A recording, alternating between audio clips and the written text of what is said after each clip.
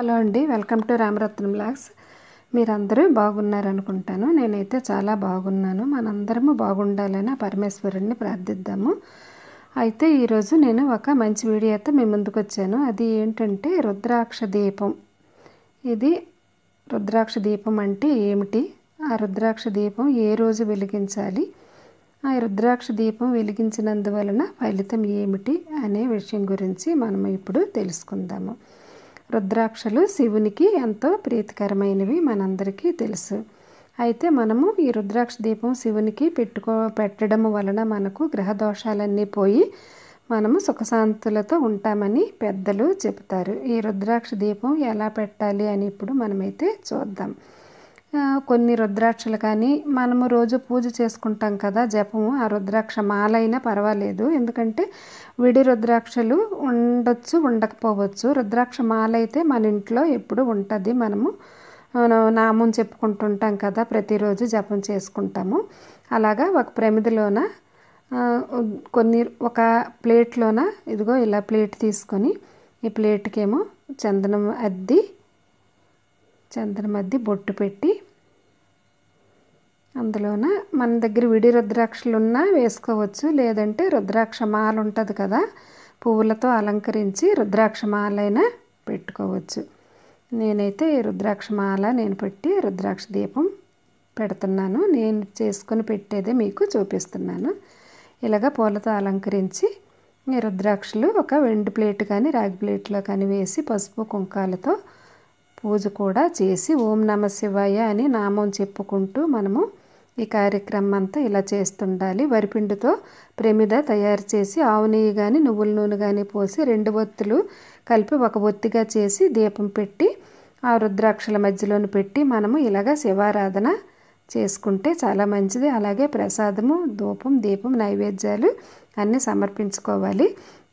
అయితే ఇలా రుద్రాక్ష దీపం పెట్టడం చాలా మంచిది. ప్రదోష కాలంలో శివనామస్మరణ సకల పాపహరణం అంటారు. ప్రదోష కాలంలో ఇలా చేయడం వలన విశేష ఫలితం ఉంటుంది.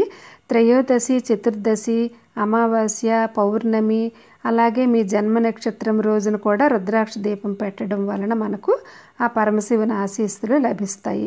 తీవ్రమైన అనారోగ్యం కానీ, అప్పులతో ఉన్నవారికి కానీ, ఏది ముందుకు సాగకుండా పనులాగిపోయిన వారికి గృహంలో ఈ రుద్రాక్ష దీపం ప్రతి సోమవారం పెట్టడం వలన ఈ బాధలు, సమస్యలన్నిటికీ పరిష్కారం తప్పకుండా నెరవేరుతుంది.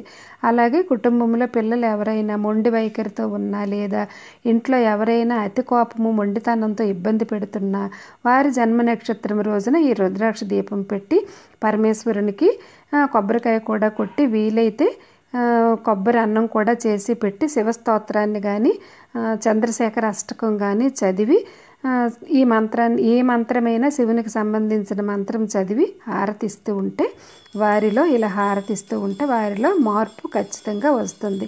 ఇంకా వారి చేతితో పెట్టిస్తే ఇంకా మంచి ఫలితము ఉంటుందన్నమాట. దీనికి కొన్ని వారాలు అని లెక్క ఏమీ లేదు.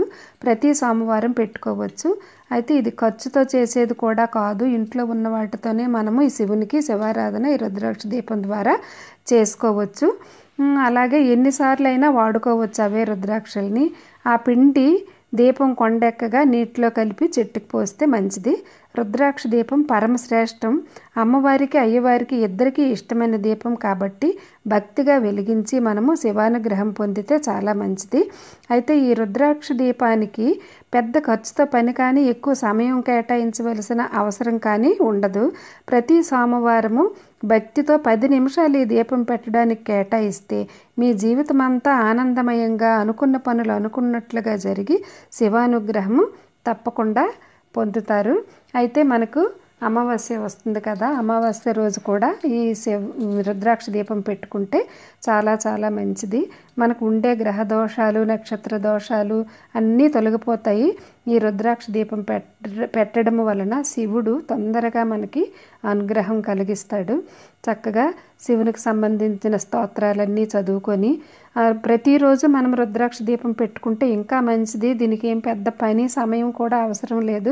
నిత్య దీపారాధన చేసుకునే టైంలోనే మనము ఈ రుద్రాక్ష దీపం పెట్టుకుంటే చాలా చాలా మంచిది. ఐ హోప్ ఈ వీడియో మీకు నచ్చింది అనుకుంటాను. అయితే ఇదే ముందుగా మన ఛానల్ని చూస్తున్నట్లయితే తప్పకుండా లైక్ చేయండి, షేర్ చేయండి, సబ్స్క్రైబ్ చేసుకోండి. అయితే మీరు ఈ అమావాస్య రోజు ఈ దీపం పెట్టుకోండి, లేదు సోమవారం నాడు ప్రదోషకాలంలో పెట్టుకున్నా చాలా మంచిది. మీకు ఈ వీడియో నచ్చిందని అనుకుంటాను, మీకు యూజ్ అవుతుందని నేను చెప్పాను. అయితే మన ఛానల్లో మంచి మంచి పూజా వీడియోస్ ఉంటాయి, మంచి పరిహారాలు కూడా ఉంటాయి. తప్పకుండా చూడండి. మీకు నచ్చితే తప్పకుండా లైక్ చేసి సబ్స్క్రైబ్ చేసుకోండి. ఫ్రెండ్స్ అండ్ ఫ్యామిలీ మెంబర్స్కి షేర్ చేయండి. తర్వాత ఈ రుద్రాక్ష దీపం చాలా విశేషమైనది. మీరు తప్పకుండా రుద్రాక్ష దీపం అందరూ పెట్టుకుంటారని అనుకుంటాను. అయితే ఈ వీడియో ఎక్కడ స్కిప్ చేయకుండా చూసినందువల్లనే మీకు ఈ రుద్రాక్ష దీపం అంటే ఏమిటి, దాని విశిష్టత ఏమిటి అని అర్థమవుతుంది. Thank you for watching.